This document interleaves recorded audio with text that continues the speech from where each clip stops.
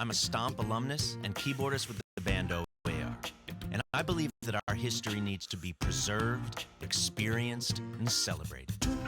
So while I'm on tour, I like to discover and explore lesser-known historic landmarks and tell their stories through an original song, photographs, and film. But it's not just about the places. It's also about the dedicated and passionate people that I meet along the way. Hey everybody, what's up? Welcome to TuneTrek Live. I'm checking to see if this is working right and if it's not jittery and stuff. So please let me know if it's doing crazy stuff. So TuneTrek Live, every Tuesday, 7:30 p.m. I'm going to be reaching out to you and connecting, trying to, keep this thing going of live experience, and I'm pretty excited about it. So today I'm going to be telling the story about the time I visited the Reed Gold Mine, actually, in Midland, North Carolina, which is just outside of Charlotte. And this place is amazing. Like, I thought when I was growing up that gold was discovered out west, right? And that's what I remember seeing and being taught. Stagecoaches going out west and the western towns and everything. And the truth is that it actually was discovered by a young boy, Conrad, as he was out in the family farm, and he was basically just exploring and fishing and found this huge rock. And he had no idea what it was, but it was sparkling.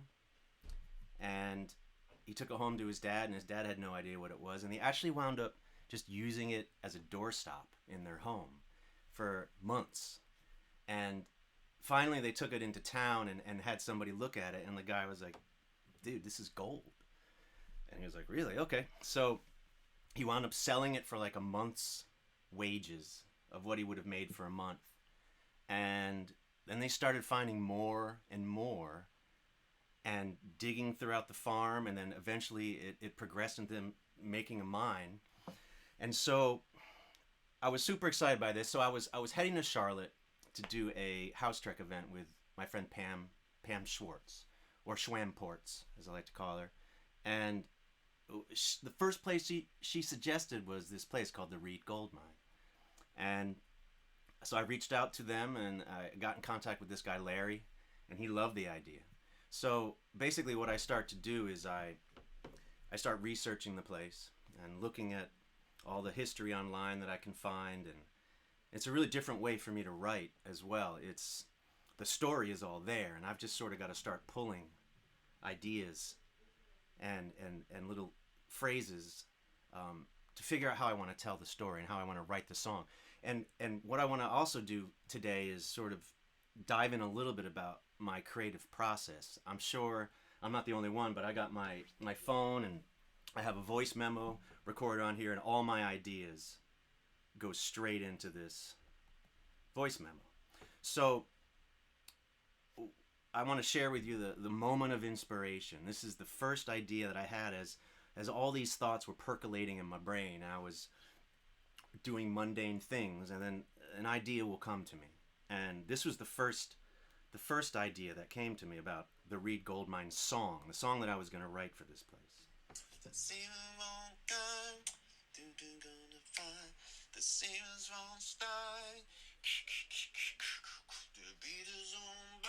Right, so it's that tempo, it's that half tempo vibe. I was envisioning people in the mine and the time that it takes to like swing a pickaxe, you clank. And so that sort of was setting the tempo for that song. And then I realized that was really like, I felt like a chorus vibe to me. And I had the idea to double time the verse. And that kind of started this idea where it was like,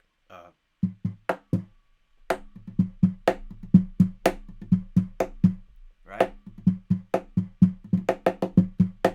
And I was thinking, okay, there's this progression that I'm hearing in my head. How can I integrate that? It was like, right?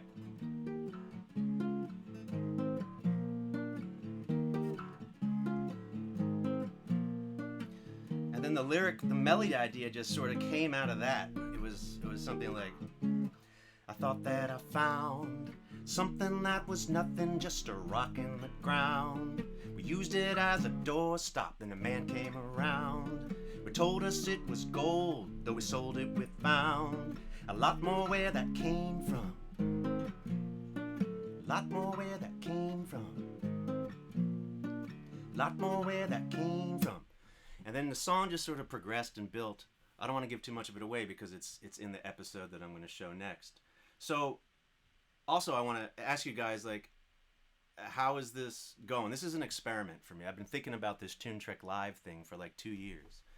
And I'm still working out all the kinks. So this is like experiment number 1 in the gear that I'm using and how to get the stream to not be jittery and everything. How's it looking?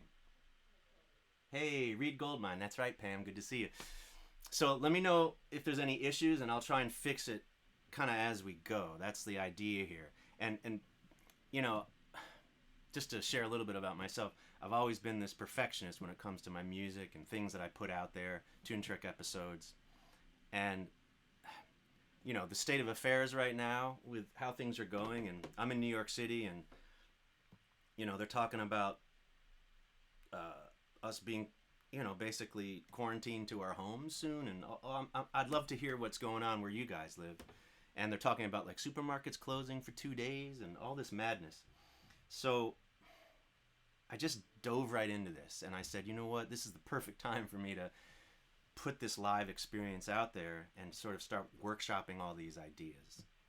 And so I've kind of relaxed that perfectionist attitude that I've had, and I'm just gonna evolve this with you as it goes along. So it's good to see everybody. Hey, Andrew Steinberg is here. Good to see you. So, I mean, without further ado, let me show you guys the Reed Gold Mine. Check it. Hi, how are you? I'm MikelParis. I'm Pam Schwartz. I'm Larry Neal. Welcome to TuneTrek. TuneTrek.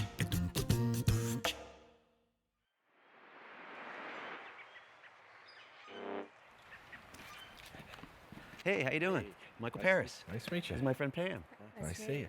Awesome. I'm Larry Neal. I'm the site manager of Reed Gold Mine State Historic Site. This place is beautiful. I'm so excited to be here. Which way do we go? Just follow me. All right, great. And this is where in 1799, 12-year-old Conrad Reed, while out bow and arrow fishing with his siblings, discovered an interesting shiny rock in the creek.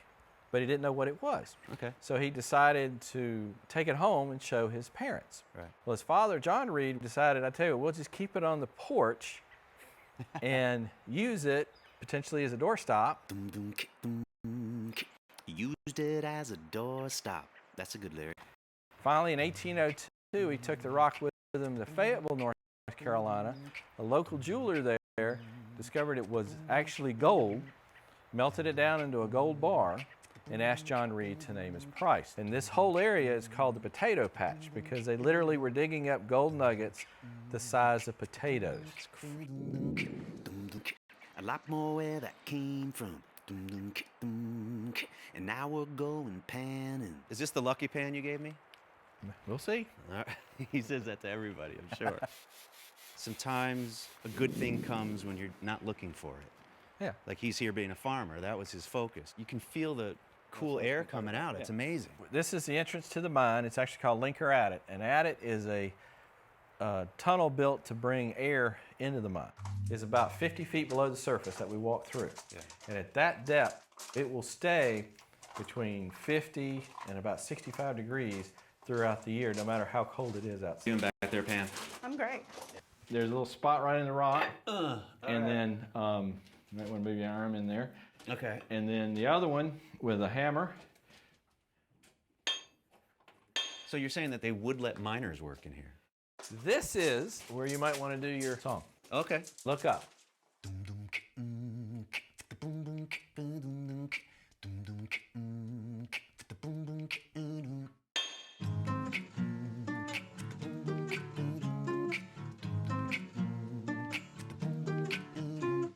I thought that I found something that was nothing, just a rock in the ground. We used it as a doorstop, then we went into town. They told us it was gold, though we sold it, we found a lot more where that came from. A lot more where that came from. Sometimes you find a good thing when you're not looking for it. And the Reeds took that gift and they dug. I bet you thought the place it was found was way out west. But the truth is, it was discovered. MikelParis. And look what we have. No way.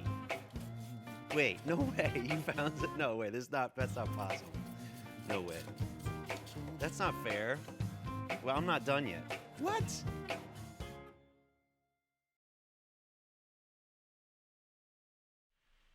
Man, just looking at that again is it's reminding me of how awesome that place was. Even just walking through the woods and the farm and the trees, it was just so peaceful and beautiful. I actually was fortunate enough to be able to be in the mines 50 feet underground by myself for like 2 hours. I was getting Steadicam footage, I was getting photographs, and it's one of the quietest places I've ever been. And as a musician, our ears, my ears anyway, crave silence, you know? It's just one of those things where I'm always looking for those places, those pockets of silence. And I got to show you, just as for example, there's this little segment that I filmed. So this is just raw audio. I didn't mess with the audio at all. It's coming from the camera, but you can really get a sense of just how quiet it is. Check it out.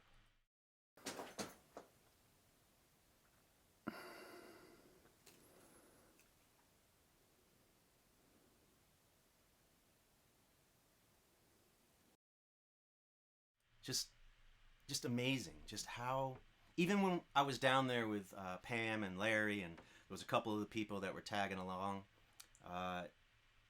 it was just so eerily quiet, you know. And I can imagine back in the day it was noisy and there was a lot of blasting and pickaxing going along.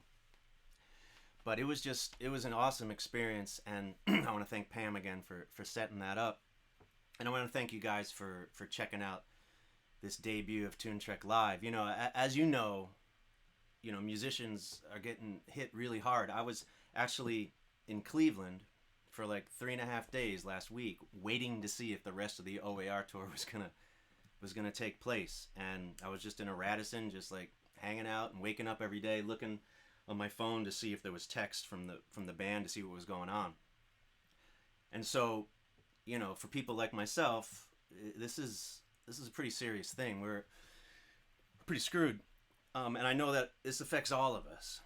So those of you that, you know, maybe aren't hit as hard as myself and other musicians, you know, I would encourage you to try and support as much as you can. And if you'd like to support today TuneTrek and what I'm doing, you can check out my Venmo link. If you want to just sort of do like a virtual tip, you can do that. It's at Mikel-Paris. I can't even say my last name. -8. And if you'd like to actually become a monthly supporter of TuneTrek, you can go to my Patreon site, which is patreon.com/TuneTrek. And I've got a lot of great tiers on there, starting at like $2 a month. And there's all sorts of stuff that I'm doing. I'm posting extra content to my Patreon page. You can see things before they're released. You can get signed TuneTrek landmark postcards and prints. And you can get a thank you in an episode, like you saw Pam at the end of this episode. She got her thank you. And Pam actually requested that I show this other clip as well, where Larry was showing me how to hold the drill bit as he was hammering. And I was trying to get him to slow down the hits a little bit because I was hearing the tempo of the song in my head. And I think I overloaded his brain a little bit. Anyway, this is called Near Miss. This is a good opportunity for me to put in my earplugs. folks. No, I'm gonna man up and not do that. We're not gonna do this for very long. Okay, so do me a favor and let's just do like one hit at a time. All right. Even more time before each hit.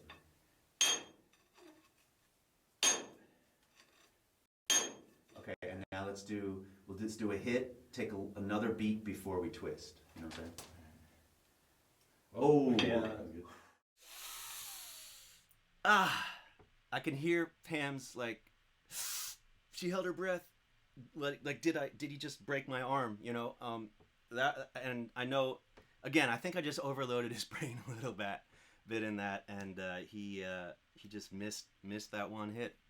So there you go, Pam. I showed that for you. So as we are all sort of isolating ourselves, and you know, I'm just basically going to live in my studio until further notice. I'm going to have food brought in. No, it's not going to be that extreme, but this is going to be my area, my zone where I'm going to pretty much be hanging out. It made me think of other times when I've been alone, and I was thinking back to this time in Australia when I was on tour with Pink. And we had a couple days off there, and it was, you know, I was just sort of in the hotel room, and I was by myself, and I was like, okay, what am I doing? What I don't really have anything. Yeah, I was out exploring and everything, but it was by myself, and I like being by myself, but then there's times where, you know, you miss being home and everything, and miss your family and your friends. And so I wrote this song that I think is appropriate for this time, and it kind of talks about that. The lyrics talk about, you know, being out on your own and eating breakfast by yourself. And it's called Out Here.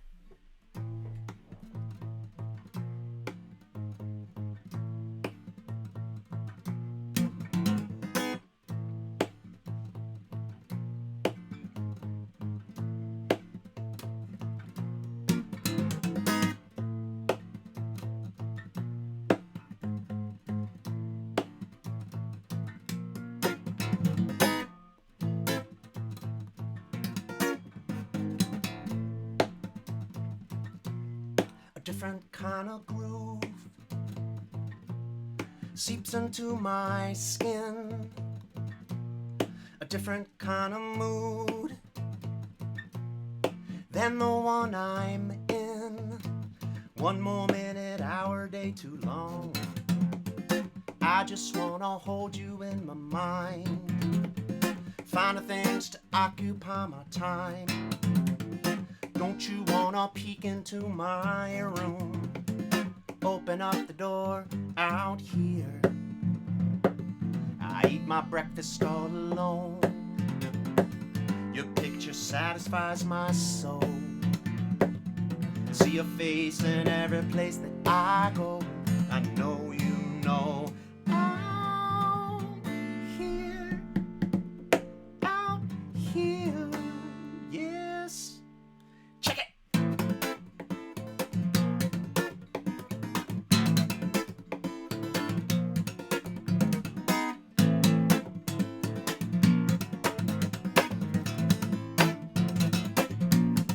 A different kind of love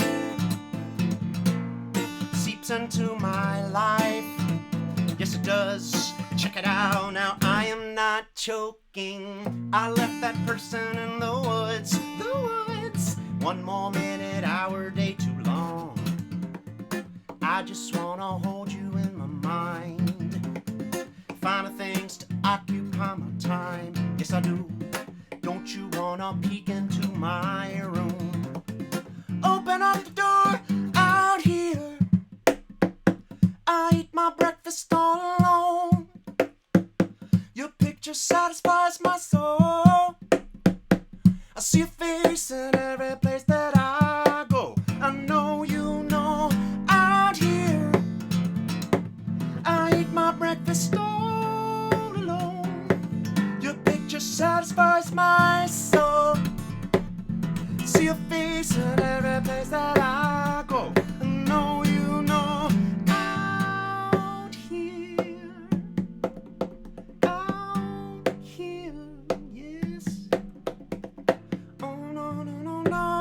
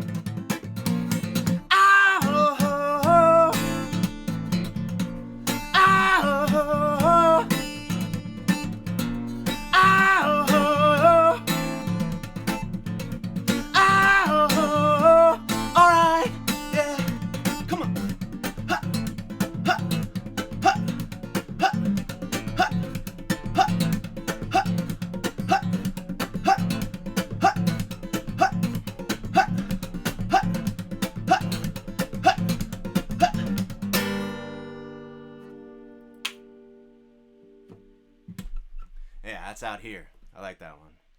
So I'd love, you know what I'd love to do is I'd love to open this up for questions. If anybody has any questions, I think this would be a good time. We got some people here. Hey, what's up? Greg Schneider. Good to see you, man. Yay. Pam has nightmares. That's hilarious. So if anybody has any questions, good to see you, Benj. Thanks for stopping in. I appreciate all you guys just checking out the premiere, TuneTrek Live. As you watch this from week to week, I'm going to be trying to make little improvements each week. So, you know, the first improvement was this was all this ugly wood paneling behind me. This is a new home I moved to, and I actually got these soundproofing squares today, and I scrambled to sort of get this set up so that it looks relatively nice, and I'm super excited about that. So as things go on, I'm gonna get my DSLR hooked in. I'm figuring out how to do that and work on the audio quality and all that. So if anybody has any questions, hey Annie, good to see you. Joseph, way to make that guitar sing. I appreciate it. Guitar drumming. So I've been working on this style of playing the guitar. I broke my wrist in high school. The 1 year I decided to go out for soccer. I played soccer since I was a little kid, but you know, in high school when I grew up, you had to choose between after school stuff, whether it was sports, whether it was the jazz band or a theater or whatever. And I always chose music and theater. The 1 year I go out for soccer, this guy like pushes me down as we're just like warming up and taking shots on goal, and I friggin' break this wrist. So, you know, piano became always the natural position for me. I tried playing guitar like this, and I don't know, maybe Richie could help me a little bit more, but it always just hurt. It always hurt my wrist. So, I started experimenting with this guitar drumming idea. Right out of college, I had my first apartment with my friend Todd Madar. And we used to hang out late. Don't touch your face. Don't touch your face. I just touched my face. But I did Purell and wash my hands before this. And so Todd and I used to hang out late night. And he had those juggling sticks that you would see at like a Fish concert or Grateful Dead concert or whatever. Those 3 sticks wrapped in that rubber. And so we messed around with, he was fingering chords and I was like drumming on the guitar. And I got this, I just loved that percussive sound, that hit sound like that. And then years went by, and then I got into Stomp, and those guys really inspired me to look at things in a different way. And if you have an idea, something that maybe seems crazy or strange or weird, like, you know, pursue it. You know, take it to its conclusion and see what you can do with it. And so I started experimenting again with this idea of holding the guitar flat. What tuning am I using? You know, what am I doing? How am I hitting the strings, and how am I incorporating the body and looking at this as a different type of instrument? And I would say probably half my songs now I write on this, and then half I write on the piano, and I friggin' love it. So any other questions? What's the story behind Hi, how are you? Hey, hi, how are you? I started introducing myself always as MikelParis. I was doing first and last name, and it seemed like a natural thing to do. And the Hi, how are you preface, hi, how are you? I'm MikelParis. I have to be honest, it came out of Beetlejuice. when Michael Keaton, when they're in that crazy world, and there's a scene where Michael Keaton, like, he turns around at one point, he's like, hi, how are you? He does that in that weird voice. And I always loved the way he said that. It was just a quick. It wasn't like, hi, how are you? It was, hi, how are you? And I just sort of adopted that into my own thing. But I also thought it was a cool way to sort of inspire conversation. You know, and I made some t-shirts and some stickers, which I'd really like to do again. So that, you know, if people see that, when people saw that on a shirt or a sticker, I'm good, how are you? Or I'm not so good, or I'm in quarantine, or whatever. So I hope that answers your question, Pam, or as I like to call you, Schwampite Norts. So I want to also just plug my, gratuitously, my social media. You can find me at MikelParis. at TuneTrek. You can also check out tunetrek.org. All the episodes that I've been working on and I'm continuing to work on are all sort of organized nicely in there. And then I'm posting things to my YouTube channel as well, youtube.com/MikelParis. Feel free to subscribe and all that. And if no one else has any other questions, I want to play one more song for you guys. And then I wish you all health and happiness and good luck during this craziness that we're in. It's so weird. I remember I was in New York City for 9/11, and I was actually I was working with Pink during that time too, and we were supposed to leave for Europe. I think it was maybe September 23rd or something, to go do some publicity and promo over there. And man, you know, it's a different type of feeling, but it's also that feeling of, you know, battling the fear and trying to stay calm and everything's going to be okay, and, you know, that we're going to get through this and have each other's backs. And I've got your backs. I can scrub your backs if you would like. No, I'm not going to do that remotely. We could do a remote scrub if that's something you're interested in. This is getting off topic. So I'm going to do one of my favorite cover songs, then I'm going to say goodnight to you all. Thank you again for stopping by. Andrew, what are you saying? What's next for you and the band? It's a good question. I mean, it's all dependent on what happens, you know. I'm planning on doing this every week, you know, and I'm planning on seeing you guys every week and playing different songs, showcasing a new episode. And I think the band is, you know, I mean, the band's not going anywhere. I think just figuring out the best way to navigate through this strange territory that we're in. You know, I was going to play some shows with Mark, and obviously, you know, the City Winery shows are all postponed, as is, you know, everything else. So if you guys have any suggestions, that would be great. This was a way for me to keep this connection going, and I set this all up in literally 3 days and learned this OBS software, which is friggin' awesome for streaming. And you know, it's been like 72 hours of like, I gotta do this. I don't want to wait another week. I want to like connect with you now when we need it, you know, and as this thing is escalating, I think it's important for that. And I want to again hear how things are going with you guys, and I'll tell you how things are going here. And oh, good to see you, Stephanie. Peace to you as well. So you know, thank you guys for hanging out. And I'm gonna do, this is one of my favorite cover songs, and then I'm gonna say goodnight. This is by The Police. It's called Bring On the Night.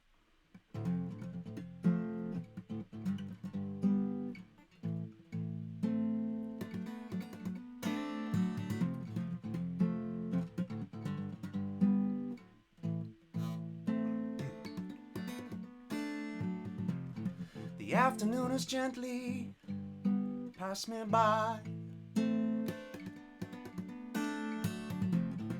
Evening lifts its veil against the sky, waiting for tomorrow, yeah, but it's just another day. This happened yesterday, goodbye. Bring on the night. Well, I couldn't stand another hour of daylight. Bring on the night. Couldn't stand another hour of daylight. The future is but a question mark. That's pretty true right now, right? Hang yourself gently there in the dark. In the dark, yeah. I can't stand for the brightness. It's staring me blind. This happened yesterday. Goodbye, goodbye, goodbye. Oh, oh, oh. Bring on the night. Well, I couldn't stand another hour of daylight. Bring on the night. Well, I couldn't stand another hour of daylight.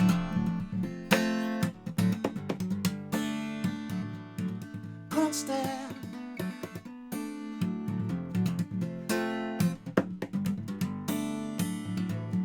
Couldn't stand, no.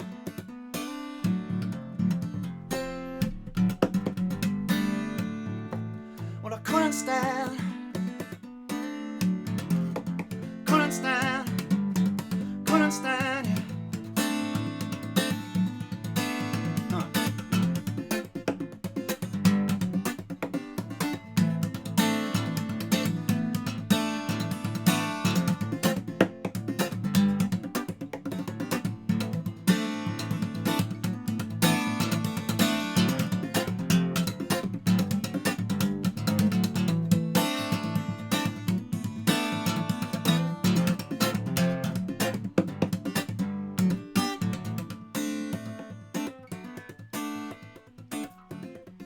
Couldn't stand, couldn't stand, couldn't stand, couldn't stand, couldn't stand, couldn't stand, couldn't stand, couldn't stand, couldn't stand, couldn't stand, couldn't stand, couldn't stand, couldn't stand, couldn't stand, couldn't stand.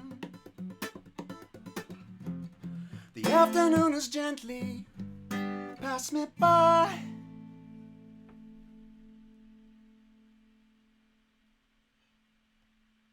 Awesome. Thank you guys so much. TuneTrek Live every Tuesday, 7:30 p.m. So we'll see you next week. Thanks, guys.